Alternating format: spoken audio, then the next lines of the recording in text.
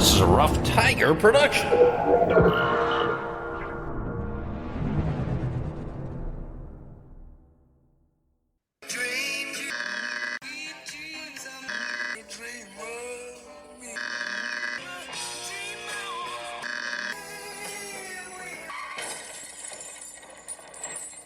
And you, and you, and you, and you were there. Some of it wasn't very nice, but most of it was beautiful. And go. And go. Hey, folks, we're back. Welcome to Dream Idiots. Welcome to November. I'm proud to say that the guy up here running for school board, who was part of the tailhook scandal way back in the 90s. I believe it was the tailhook scandal. He didn't win a seat on the school board. So yay, that's a good thing. That is a good thing. It is a good thing. He lost by a 3-1 margin, roughly. So yay. And sounds like That's a genuinely terrible human being. Yes. And probably a Christian. I wouldn't know anything about that. Anyway, folks, this is Dream Idiots. I'm Morris. That's Bryan. Each week we tell each other stories or talk about stuff that's of interest to us and hopefully you. And in general, just try to entertain ourselves. Would you say that's an accurate assessment of the situation, Bryan? Well, we do certainly seem to be successful at entertaining each other, and hopefully, there are a few other stragglers out there that get a chuckle as well and find our offerings to be amusing and I don't know, thought-provoking, maybe. I don't know. That's one word, or gag-inducing. I'm not sure. We'll get to it. Just remember to be on the listen for surprise drop episodes between here and the end of the year. We've still got 3 more to go, or we're just going to drop them here and there on non-normal release days. We normally release on Tuesdays, and we release on just about every platform that's out there, wherever you're listening to us. Apple Podcast, Stitcher, I believe, is gone now, but wherever you're listening, thanks for listening. Thanks for doing that week out, and staying in touch with us via email. Yes, we're on Apple, we're on Spotify, we're on Amazon and Audible, and we're everywhere. So if you can, please shoot us 5 stars. That helps us climb the charts. Shoot us a review as well. That's also super helpful. Drop us a line at dreamidiotspodcast@gmail.com, and we're on Facebook and Instagram at Dream Idiots. And thanks for all that stuff you're doing for us. And we decided to do an episode here that's a little bit different. We did one similar to this, but it's away from our usual story format. Instead, we're going to go down a list of our 5 favorite books, and books that have influenced us or had an impact on our lives in some way. Bryan and I have each chosen 5 separate books for a list of 10 books that we like. And I certainly learned something about my reading experience that I want to change, which we can talk about afterwards. Okay. So, Bryan, it is an odd numbered episode. So do you want to get us started with your list today? Sure. Okay. Yeah. So we'll start. This will be in reverse chronological order. We'll do as number 10. The 10th book on the list was a book that my father actually read to me when I was a wee lad. And I know you're not really quite the fan of the fantasy science fiction-y genre. Well, maybe a little bit, but the first book that I recall. First piece of fiction that I really recall loving is the Hobbit. The Hobbit, in my mind, still is an absolutely perfect story. I mean, it is really, at the end of the day, a story for kids. For those who somehow managed to not know this, the Hobbit's the prelude to Lord of the Rings, and obviously was turned into some movies a number of years ago. But the way the Hobbit starts out with this collection of dwarves descending upon Bilbo Baggins' home and eating all his food and trashing his house is hilarious. Of course, the character of Smaug is a genuinely terrifying figure in the story. But also there is really, at least for me, the first character I realized that was both hard to figure out whether the character was good or bad or what it was, but the character of Gollum is sort of evil but pitiable at the same time. And I'm sure I know I was under 10 when that story was read to me the first time, And then way back in the 70s, there was also a short animated version of The Hobbit that came out. I remember watching several times. And then I read The Hobbit and Lord of the Rings probably middle school, and I've read them 2, 3, 4 times since then. And just in terms of the mythology and the density of it, the richness of the fact that this came out of this man's brain, just always just kind of blows me away that this guy was able to conjure up such complexity out of thin air. And I do think it's just a story that just it stands the test of time. It really has aged well in my mind. I'm sad to say I don't think I've ever read The Hobbit. Really? I've read the other ones. Well, not the Silmarillion, but I've read the big one, the trilogy. Right. Yeah, I mean, it really is. The Hobbit is the full version of it is definitely still a moderately dense read, but it is sort of a kid's story, really. But it's definitely a worthwhile and compelling read. And as a kid, we had a really big coffee table sort of illustrated version of it as well. It's just a great story. And I remember seeing the Ralph Bakshi Lord of the Rings movie as a kid, the animated version, and Gollum scared the shit out of me as a kid. Yeah, right. Yeah. Yeah. And then, and in the movies as well, it's again really scary character, played incredibly well. But yeah, super And cool. he has the best line in the entire trilogy. Shut up, fat hobbitesses. Yes, Number 9 on our list, Edwin O'Connor's The Last Hurrah. Have you ever read this book, Bryan? I've not. This actually, I read this in a political science class taught by one of your late father's compatriots at Trinity University. Uh-huh.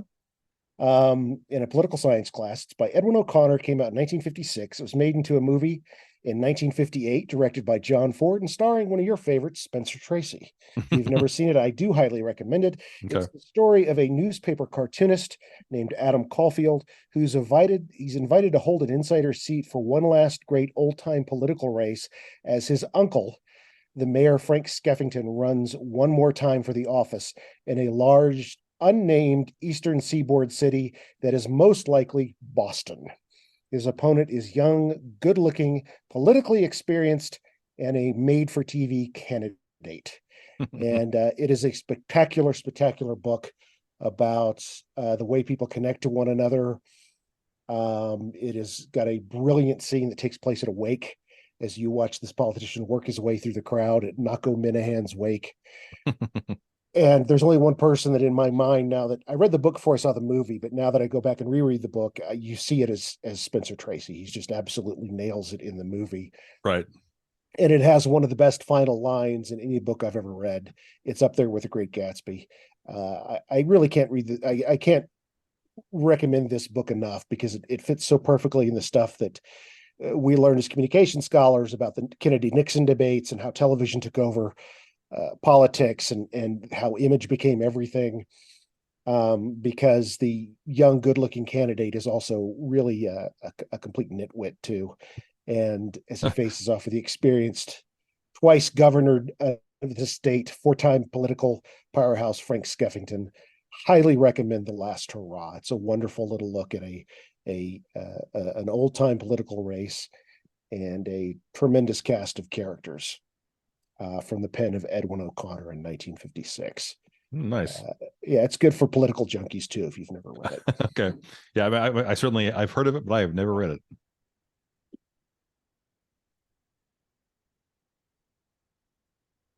All right. Next one at number 8. This was a kind of a strange book for a kid to be reading, but this was a book I remember just finding in my house. The Joy of Sex. Yes. Yeah. All right. Okay. All right. Number 7 next. No. So as a kid, I had older siblings that were allowed to stay up and watch Saturday Night Live, and I was occasionally allowed to do that, even in the 70s. And like Steve Martin, and then found a copy, which I presume one of my siblings bought, of the book Cruel Shoes by Steve Martin. came out in 1977, and then when I found it, I'm sure I wasn't reading it as a 7-year-old, but by middle school, high school, it was one of those things you could grab and kind of thumb through. It's only 177, 178 pages, and Cruel Shoes is just a collection of little essays and short stories, and I think there are 20 or 22 in the book, so many of them are just a page or two in length. But I definitely appreciate short form compositions, and think you can really get a lot of mileage out of them. James Thurber's, things like that. And I really, this book just has a kind of soft spot in my heart. And it's not as funny as Steve Martin is. This book really isn't kind of laugh out loud funny, but it is sort of I think the whole thing's incredibly amusing, in maybe a little bit more of a New Yorker sort of way. It's a little bit kind of smart. Some of it's just ridiculous, but you wouldn't necessarily thumb through it and burst out laughing. And because I was doing research for this episode, I went online to see, I should really order a copy of that. And I think it's out of print. You could find, if you wanted to spend $75 for it or $100 for it, you can Good get Lord. it. But it is it's hard to find, which it really surprised me. But it does have I'll give you just a few of the the chapter titles in Cruel Shoes. One chapter was How to Fold Soup. Next one was Poodles, Great Eating. The Gift of the Magi Indian Giver. One story was called The Day the Dopes Came Over. And my personal favorite, The Diarrhea Gardens of El Camino Real. So if you thumbing through, if you have relatives that have large reading collections and you find this book, you should really swipe it, take it home, flip through it. It's a good little read. And then mail it to Bryan Treat. And then mail to me. Yeah. Number 7 on our list. Not a funny book, and if you laugh at this, there's something wrong with you. Follow My Leader from 1957, written by James Garfield, not that James Garfield. James B. Garfield, a man himself who was blinded in an accident as a child. He wrote a book about a young boy who's blinded in an accident as a child and has to learn to navigate the world as a visually impaired person, and that includes a relationship with his guide dog that he names Leader. And it's all about going to guide dog training school, learning how to use a cane, and learning how to use a guide dog and become a visually impaired person out in the world. This affected me so much. There's a couple of things tangentially related to it.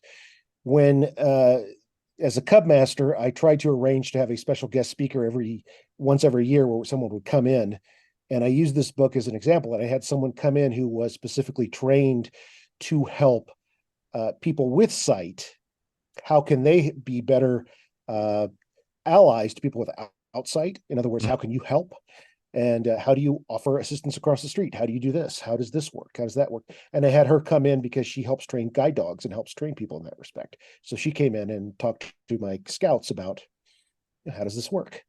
And we did that. And then the other thing that happened is I came in one time because I went to my middle school where I read this book, and I was there for some reason. There was a drama tournament for middle school students that was being arranged or something. And I was there to work the tab room or work the judge's room or something. And I just, I'm going to go by the library and see if that book is still there. I went, sure enough, the book was still there. Mm-hmm. I was the last person to have checked it out. It was still there. All those kids, choose your own adventure books who are missing out on Follow My Leader by James B. Garfield. It's got a pretty good score on Goodreads. And I read it, 2 or 3 times when I was young. Follow My Leader. Is it possible they had a new checking out system there or something? They very well could have, but I mean, this would have been. It was 30 years later. It was probably 90 or 91 when I was there, and it was just like, oh my gosh, this is. Yeah, that's disappointing. No one's picked it up. All right, number 6. This was a bit of a hard one because there are a number of books by this particular author, that I like, but I'm going with John Irving, a book called The Water Method Man. This book is simply brilliant and hilarious. The main character is Fred Trumper, who I wonder now is if this was intended to be a dig at the Trump family, because Donald Trump's obviously brother and father were both Fred Trump. So one can assume there must be a connection there. And Donald Trump's sister died yesterday. Did you see that? Yes, I did. The judge. Yes. Yeah. All the wrong Trumps keep dying. Anyway, so Fred Trumper, the character, is a 20-something guy. He's a graduate student. He's a bit of a screw up. He can't really commit to relationships. He has trouble telling the truth. His nickname is Bogus, and the story just kind of follows his follows his life a little bit. And it skips around a little bit. It's very non-linear. Skips settings to time in Iowa, time in Vienna, Austria, time in New York. And the water method is is a medical method that has been prescribed to our main character for the treatment of it says in the notes, non-specific urological disorder due to an abnormally narrow urinary tract.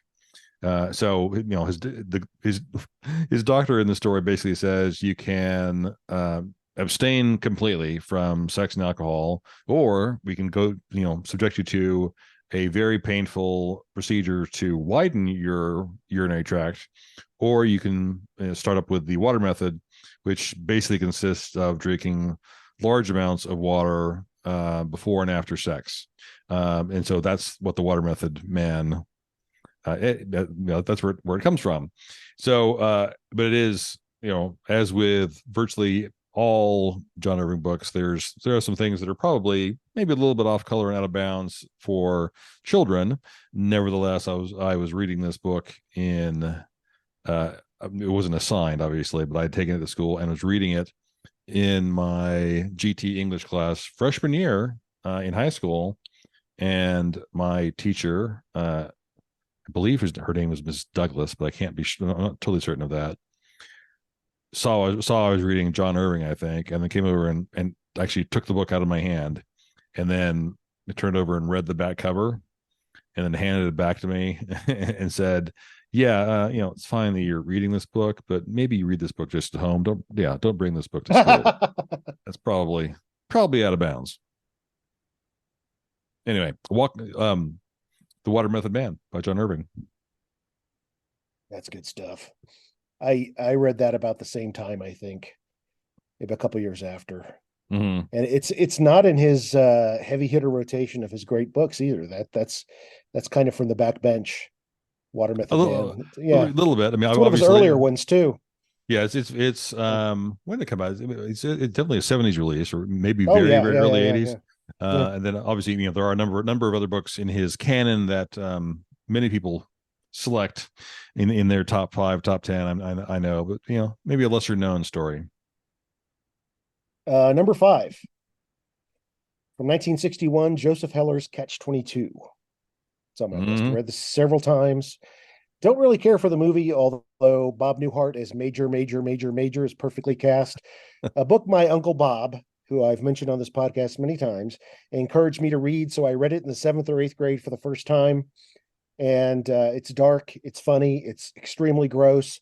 The timeline is fractured. It's told in reverse or sideways order.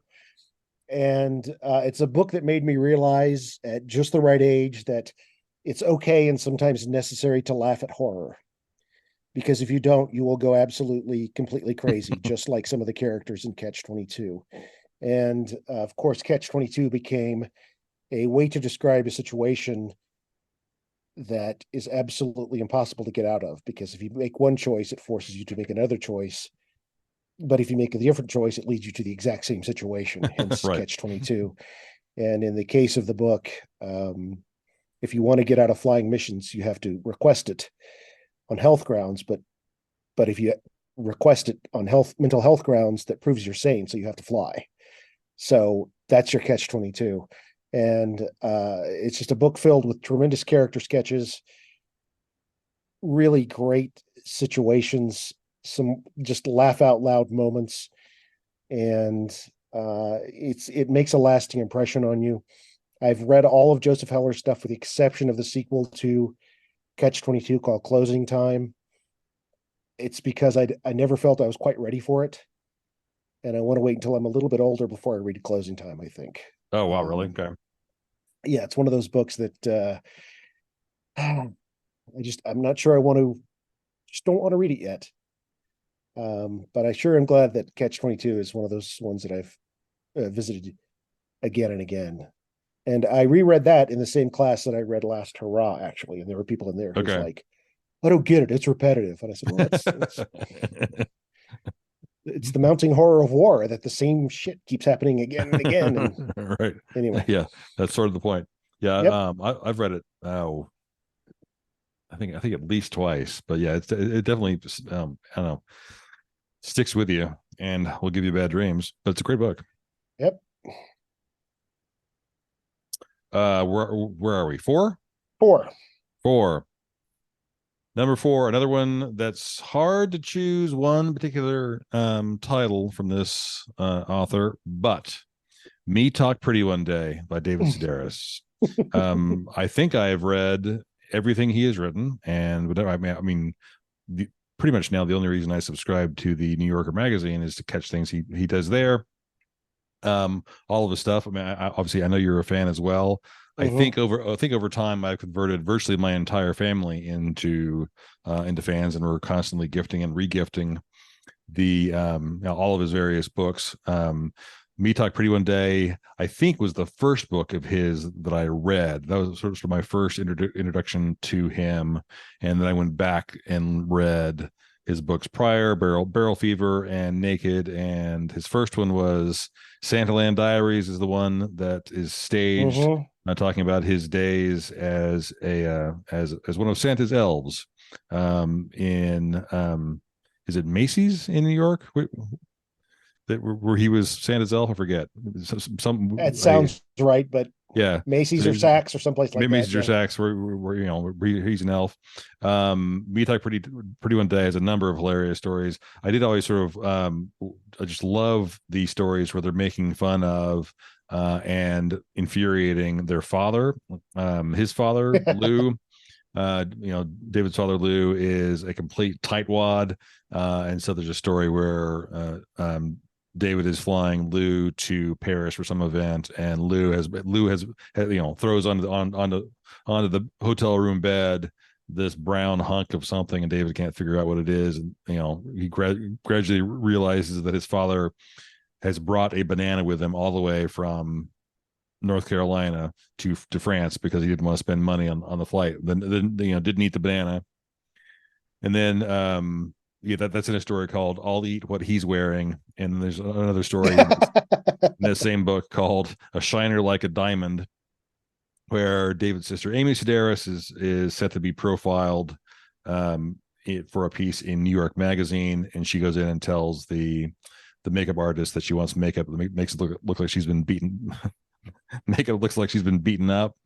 Anyway, the whole Sedaris family are completely insane, but they are hilarious. So if you've not come across any of his things, his books are great, his articles are great, and I now, when I read his stuff, I hear his voice. There's so much out there on Audible of his books, and other 2 or 3 even short essays. There's an essay of his called Themes and Variations that came out I think 2 years ago, which is just friggin' brilliant. And hearing him tell his stories is even funnier than reading them, frankly. But David Sedaris is a gem. And if you have a chance to see him live, do it, because he reads his stuff and then he takes questions from the audience, and he does book recommendations and talks about great books that he likes. And he's a guy who has a passion for the written word and for the process of writing. And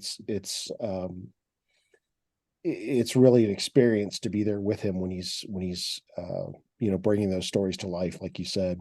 Right. And one of his stories, actually,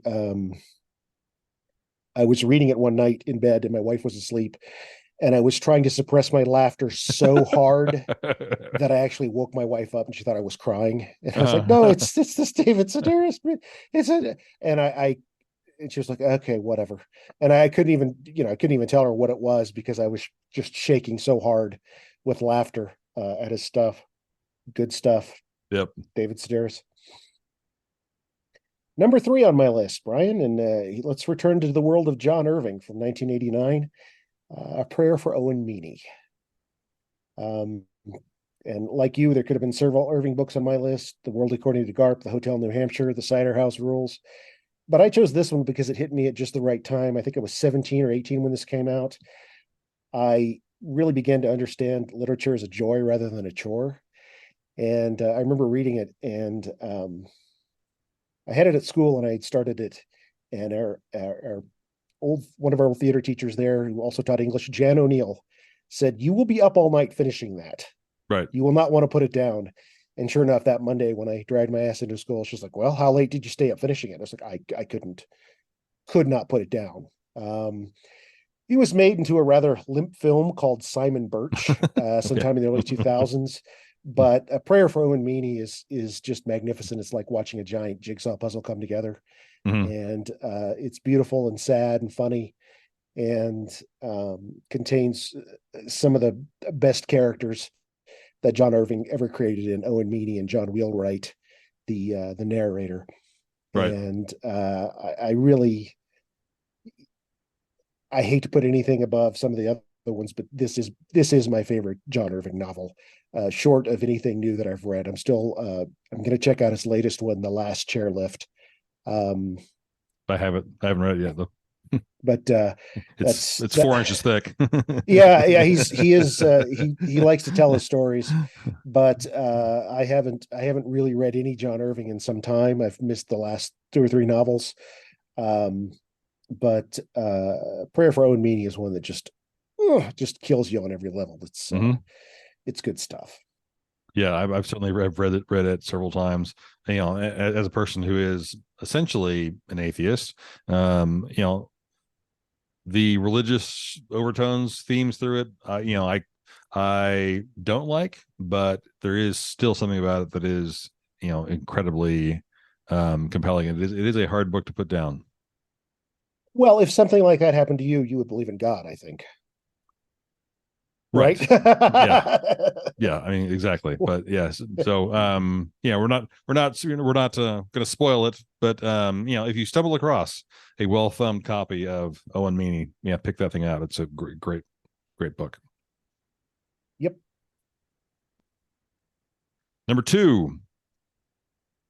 I think probably 20 years ago I would have said that Sedaris was my favorite writer, and then gradually over the last 15 years he has been supplanted by my top book on the list, A Walk in the Woods by Bill Bryson. I So, knew there's going to be a Bryson on your list yep. somewhere. Yeah. I think I read damn near everything Bryson has written, and he's now, I think he's in his 70s now.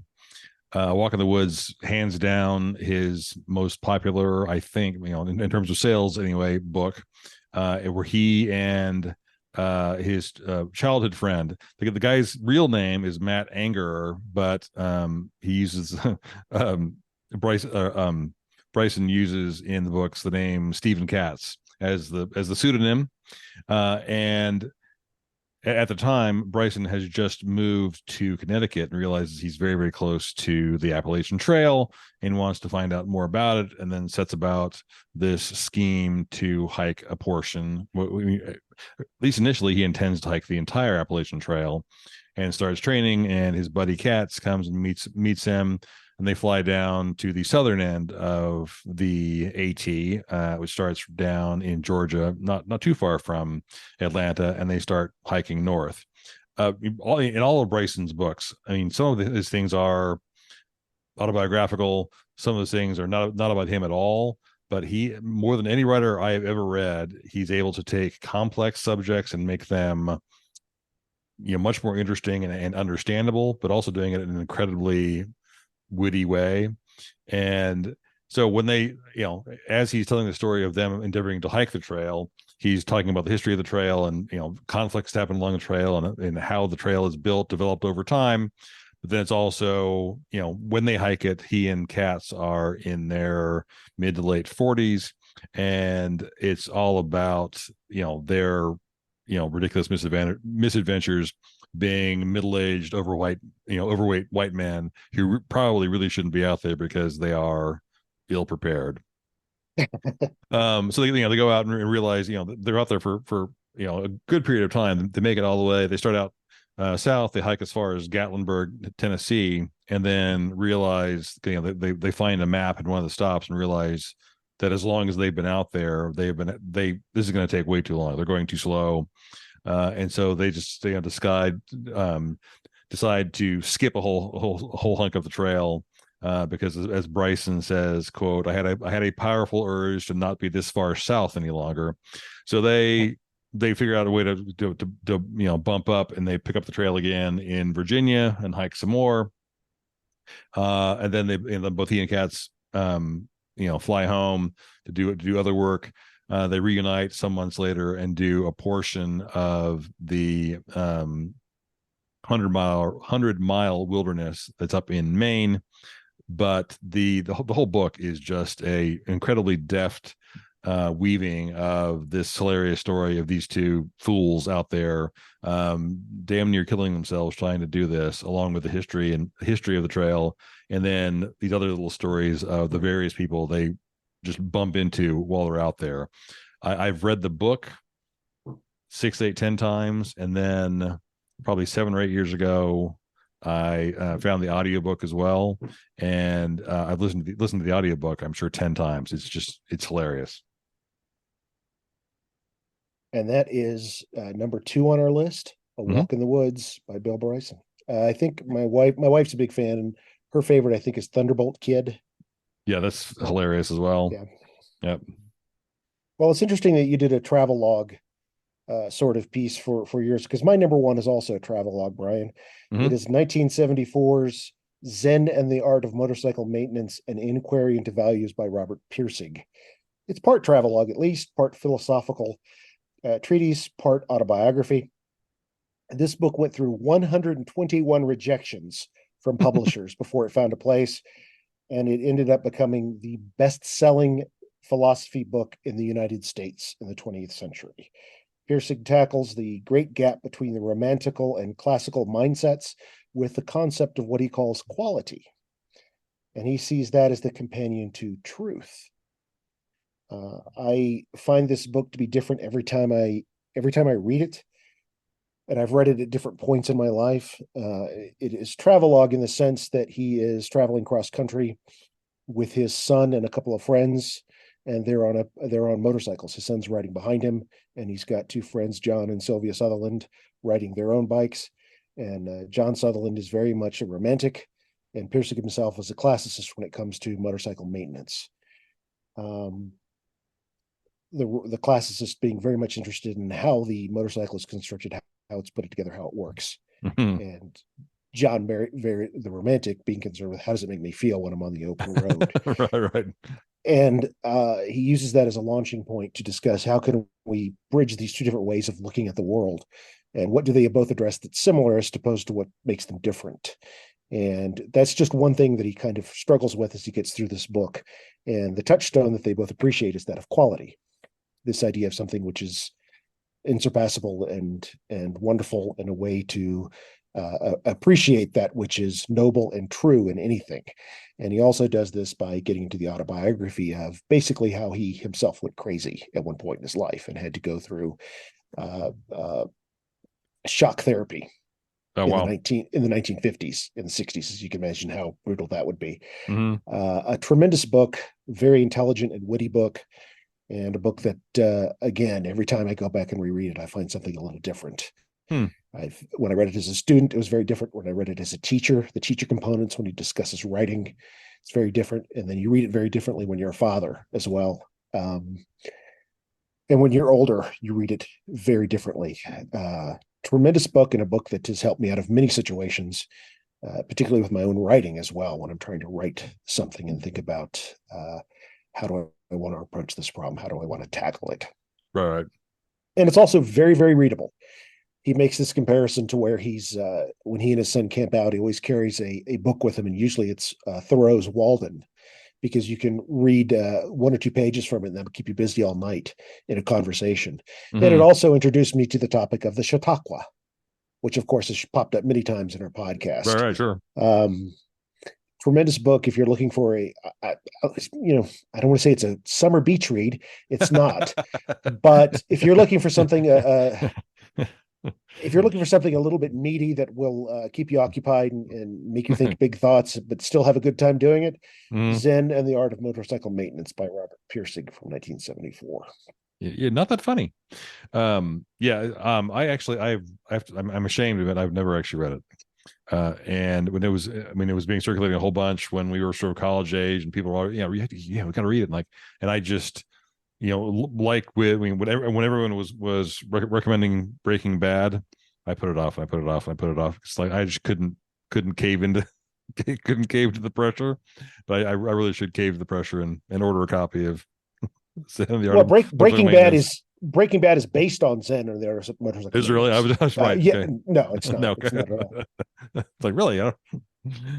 Anyway, yeah. I need to grab that and give it a read. Well, cool. There you go. A lot of different stuff in there. Some kids books, some not kids books. Don't give your kids Catch-22. I wouldn't give them that. And I probably wouldn't give them.